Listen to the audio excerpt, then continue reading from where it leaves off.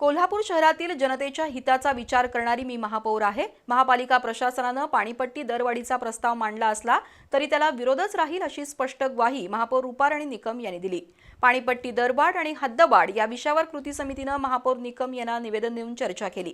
त्यानंतर महापौरांनी पाणी दरवाढीविषयी आपली भूमिका आणि स्थायी समितीचे अनेक मुद्दे आपल्याला पटत नाहीत अशा शब्दात नाराजी व्यक्त केली।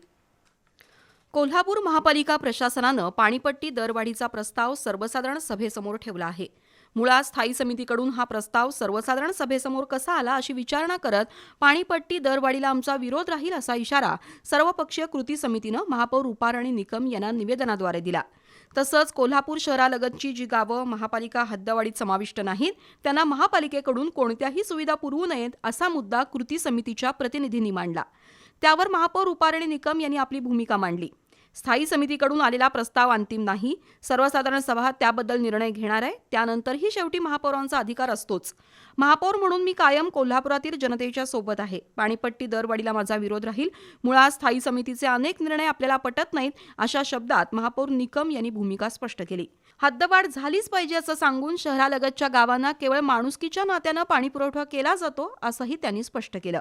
शहरालगतच्या गावांनी हद्दवाढीत समाविष्ट व्हावं, आम्ही त्यांना सर्व सुविधा पुरवू असं आवाहन महापौर रुपाराणी निकम यांनी केलं।